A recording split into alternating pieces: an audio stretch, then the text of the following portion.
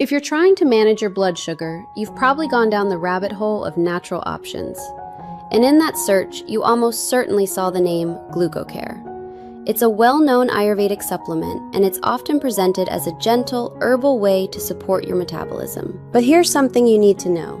The naming of these supplements can be really confusing.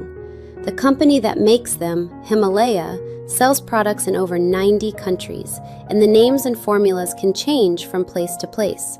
So Glucocare in one country might not be the same as Glucocare in another.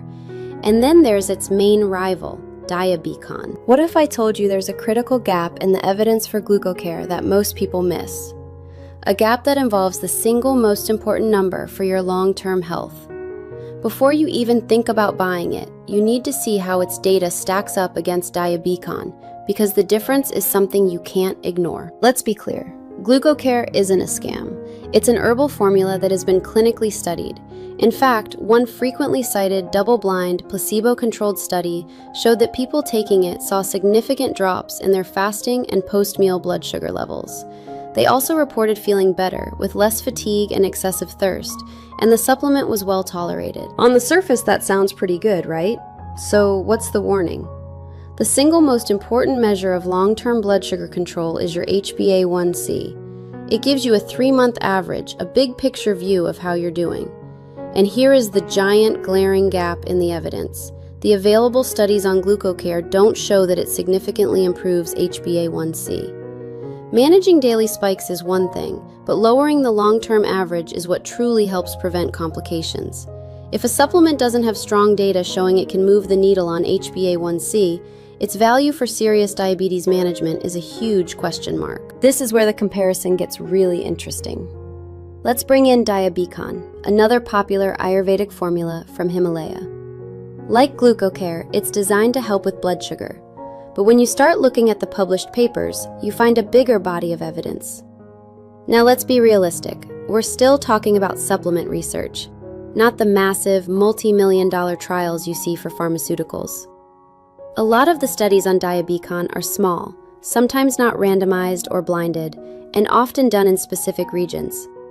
But even with those caveats, there's simply more data to analyze compared to Glucocare. So what do those extra papers on Diabecon actually say? Several small studies and reviews report that Diabecon may help lower not only daily blood sugar, but also HbA1c levels. This directly addresses that missing piece of the puzzle in Glucocare's evidence. One review of several trials even specifically noted significant reductions in HbA1c. But the research goes a bit further. Some preliminary studies on Diabecon suggest it might also help with lipid profiles, like cholesterol and triglycerides, which are often a concern for people with metabolic issues. There's even some early research suggesting certain ingredients in Diabecon could help support the function of the pancreas's beta cells, the cells that make insulin. This absolutely does not mean it can heal the pancreas, but the idea of supporting existing cell function is a very interesting one. When you look at the volume of published research, Diabecon seems to have a more documented track record for affecting long-term markers. Now, before I give you my final thoughts, I want to hear from you. Have you tried either of these supplements or another herbal approach for blood sugar?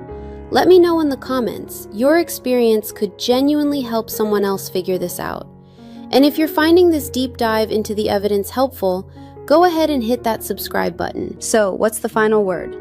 When you compare the two based on the available research, there's more published data supporting Diabecon for those interested in long-term markers like HbA1c. While Glucocare has some data showing it can help with daily glucose readings, the lack of strong evidence for an HbA1c effect is a major gap. Diabecon, on the other hand, has a broader, though still limited, research base suggesting it may help with daily glucose, long-term HbA1c, and other metabolic factors. But I have to end with a disclaimer, and this is the most important part of the entire video. Neither of these products is a miracle cure, and they are not a replacement for prescribed medications like metformin or insulin. They are supplements. The evidence for herbal products is almost always less robust than for approved pharmaceuticals. These are powerful herbs that can interact with other drugs, sometimes in dangerous ways.